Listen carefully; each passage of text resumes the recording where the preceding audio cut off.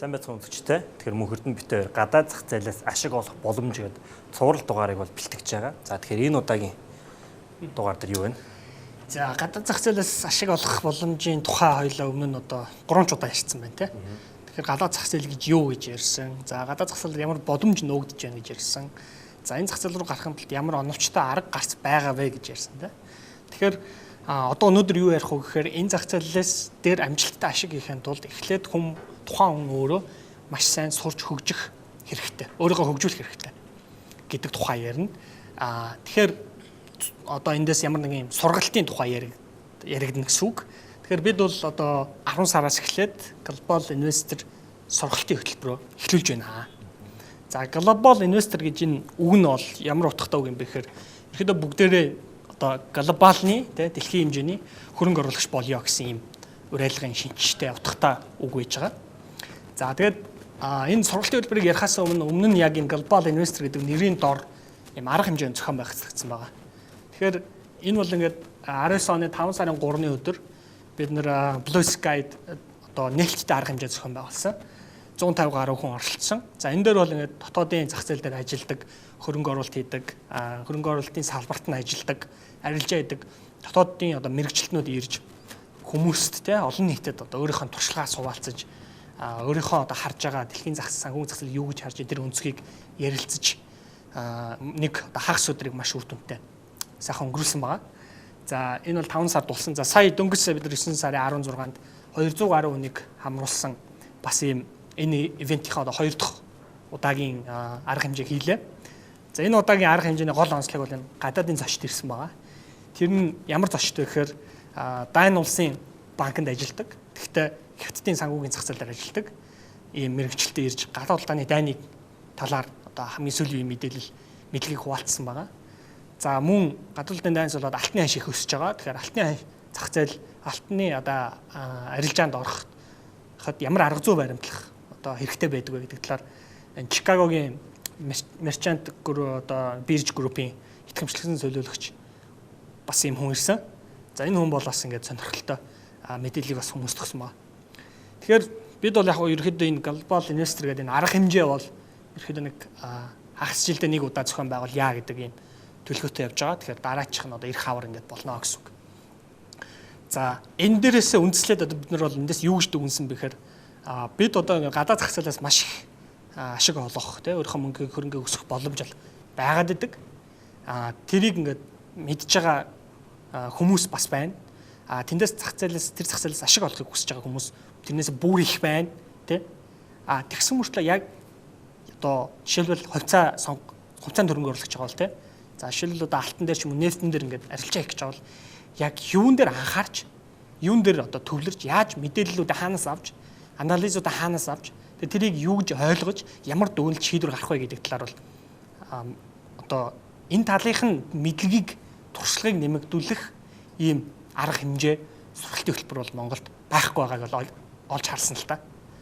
Тэгэхээр энэ Global Investor арга хэмжээний үргэлжлэл болоод Global Investor сургалтын хөтөлбөрийг одоо бид нар зарлж байна гэсэн үг. Тэгэхээр юуны өмнө бол энэ гадаад зах зээл дээр олон боломж байгаа. Олон эрсдэл байгаа бас. Тэгэхээр тэр эрсдлүүдийг тойрж гараад боломжид хүрэхин тулд тухайн хүн бол бидний харж байгаагаар бол хамгийн дөрөнд маш сайн мэдээлэлтэй судалгаатай тэрийг зөв дүгнж чаддаг мэдлэгтэй байх нь айгүй чухал байгаа. Тэгээ мэдээж хэрэг туршлага бол бас чухал байгаа тийм. За энэ утгаараа бид нар энэ сургалтын хөтөлбөрөөр боловсруулахдаа хоёр үндсэн хэсэгт хуваасан. За нэг нь юу вэ гэхээр яг одоо манай сургалтанд хамрагдж байгаа одоо хүн бол боттоор тодорхой хэмжээний мөнгөнд дүнгээр боттоор шийдвэр гаргаж тодорхой хэмжээний эрсдэл авна гэсэн үг. Ингэснээр ямар давуу талтай гэвэл зах зээлийг өөрийн биеэр мэдэрнэ гэсэн үг байхгүй. Өөрийн биеэр мэдэрнэ, сэтгэл зүгөө удирдах сурна, тий гэх мэтчлэн тэр хүн ингээд тодорхой хэмжээний туршлагатай болох юм. Туршлагатай бол. Тэр хөрөнгө оруулалтын шийдвэрүүдийг юун дээр одоо гаргах вэ гэхээр энэ Хятадын Хонконгийн бирж дээр байгаа ICBC гэдэг Хятадын банк байна.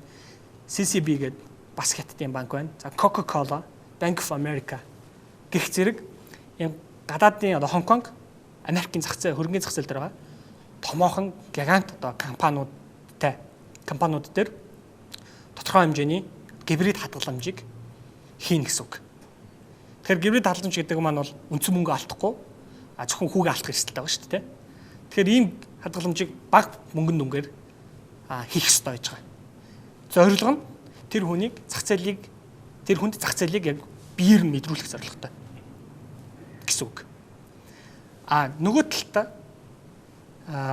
манай мэрэгчлэтнүүд шинжээчдээс тухайн хүмүүс танхимын сургалтаар мэдлэг олж авна гэсэн үг. Тэгэхээр өөрийнхөө мэдлэгийг зузаатгах бас нэг юм функц явна гэсэн үг. За тэр нь бол бид нар танхимын сургалт хийн. За видео хичээлүүд бас бэлтэж байгаа. Унших материал энэ төр бас ингэж гаргаж өгнө. За тэгэхээр хөтөлбөрийн бүтэц бол нэг хэсэг нь бол ингээд хүмүүсийг туршлагатай болгох зорилготой. Нөгөө нэг зорилго нь бол тухайн хүнийг тэр зах зээлийн талаар илүү мэдээлэлтэй болгох, мэдлэгтэй болгох зорилготой явна гэсэн.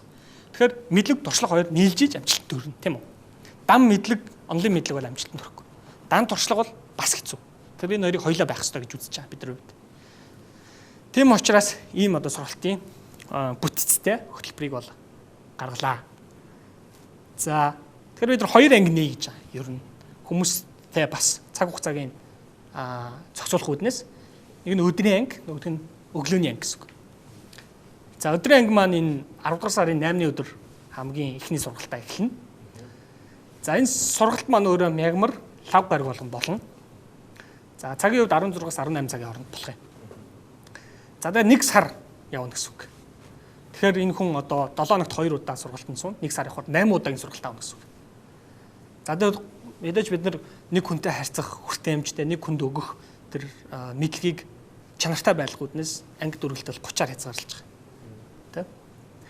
За тэгээд юу заах вэ гэхээр бид нар энд хувьцаа, алт, нефт, валютын аншид нөлөөлдөг гол яг хүчин зүйлсүүдийг тодорхой тайлбарлаж өгнө. Ингэснээр одоо санхүүгийн зах зээлийг бүтнээр нь системээр нь харах юм боломжтой бол. За мэдээж дээрээс нь энд шийдвэр гаргах учраас суурь болон техник шинжилгээний аргачлалуудыг бас зааж өгнө. Мэдээж хэрэг энд бол ингээл 8 удаагийн хичээлээр нарийн маш наривчлсан арга аргачлалыг бол заахад хэцүү. Гэхдээ яг мэдчих хэвээр чухал тэр аргачлалыг бол зааж өгнө. Ингэснээр тухайн хүн бол яг бүгдийг мэдэх албагүй байхгүй юу? Ер нь хүн тий. Гэхдээ мэдэх хэвээр гол юмдаа заавал мэдчих хэвээр. Тэгэхээр бид нар яг тэр өнцгийг баримтлаад агуулга бол тэгж гаргасан ба. Бүгдийг биш, яг чухлыг гол зүйлүүдийг бол ярьж өгсөн.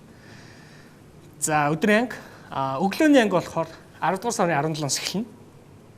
За пүрэв баасан гарагт явах юм. Тэгээ өглөө 9-өөс 11 хооронд явна гэсэн үг. Энэ тэгээд цаг нь дандаа ажлын өдөр тэгснээс цаг нь ажлын цаг байгаад байдаг. Эргээд ажлын бус цагаар суух хүсэлтэй хүнд бол одоо боломжгүй болчих чинь тийм үү? Яг ажлын бус цагаар суух хүсэлтэй хүмүүс олон бид нар дахиад анги нээж болно. Одоо бол яг хөө бид нар харж агаад ер нь ажлын цагаар ингээд зөксүүлээд чиа гэж бодож байгаа юм. За яг хөө нэг 2 цаг гэж төлөвлөж байгаа нэг удаагийн сургалт. За ер нь тэгээд явсараа 3 цагаас хэтрэхгүй байх гэж бодож байна. За тэгээд мэдээж анги дүргэлт нь 30 хүн, за агуулга нь адилхан. Тэгэхээр цагаараа л өөр гэсэн үг. Тэгээ эхэлж байгаа хугацаагаараа бас өөр. Өдрийн анги бол 8-нд 10 сар 8-нд эхэлнэ. Өглөөний анги бол 17-нд эхэлнэ. Өдрийн анги мягмар 5 гарагт 16-аас 18 цагт явна. Өглөөний анги бол пүрэв баасан гарагт 9-өөс 11 хооронд явна гэсэн. За тэгээд 1 сар явна. Тэгэхээр энэ сургалтаар дамжуулаад тухайн маань мэдлэгээ зузаатгана. Нөгөө бодитоор тодорхой хэмжээний бага дүнгээр гибрид хадгаламж хийгээд тодорхой хэмжээний эрсдэл аваад тэгээд тодорхой хэмжээнд нөгөө ханшиж өөрөө ингээд хөдлөөд эхлэхээр тэр хүнд чинь ботоор мэдрэгдэж илүү туршлагатай болно. Тэгэхээр тэр хадгаламжаасаа туршлагатай болно.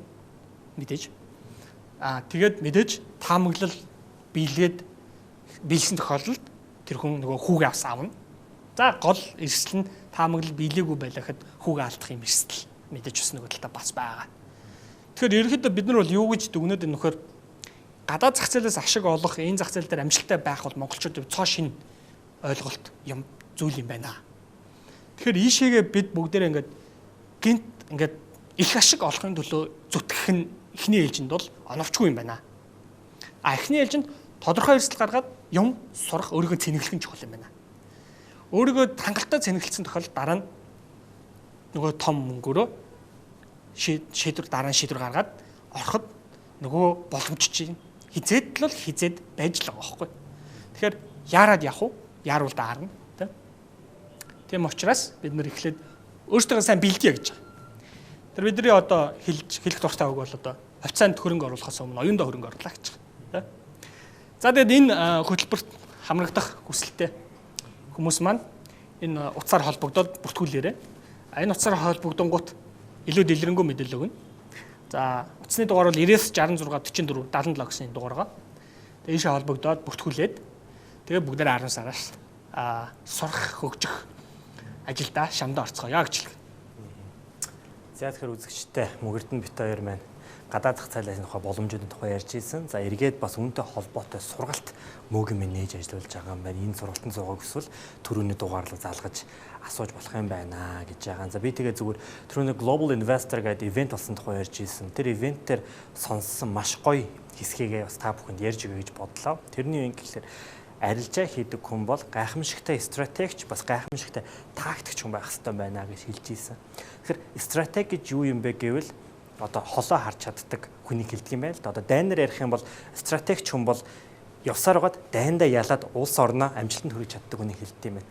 Тактикч хүн гэдэг бол яг энэ тулаанд ороход юу хийх вэ гэдгээ бодож чаддаг хүнийг хэлдэг юм. Тэгэхээр муу тактикч сайн стратегч хүн яадаг гэхээр их гар цохиролтойгоор олон цэргээ алдж дайнд ялдаг бол муу стратегч сайн тактикч хүн бол дайндаа ялахгүй олон жижиг талаанд ялаалаадаг. Гэхдээ ерөөсөө эцсийн дайндаа ялдаггүй гэдэг ийм юм байдаг. Тэр энэ хоёрыг хослуулж чадах юм бол амжилттай сайн арилжаач хүн болох юм байна гэдэг. Тэр тухай бас эргээд яг арилжааны зах зээл дээр авч үзэх юм бол бас их гоё бууж ирдэг юм байлээ. Мэдээж бас тэр тухай илүү дэлгэрүүлж сонсоод тий тактик гэж юу юм, стратеги гэж юу юм, за техник шинжилгээ гэж юу юм, суурь шинжилгээ гэж юу юм. За тэгээд дээрэс нь Америкийн төв банк тий ямар мэдээлэл хийхэд ханш яаж өөрчлөгддөг юм бэ гэдгийг нь эдийн засгийн бас суурь ойлголтуудыг бүгдийг нь өгөх ийм сургалт байгаа юм байна шүү гэдэг бол тодруулж хэлэх зүйтэй болоо гэж ойлголаа. За тэгээд анхааралтай зөв баярлалаа.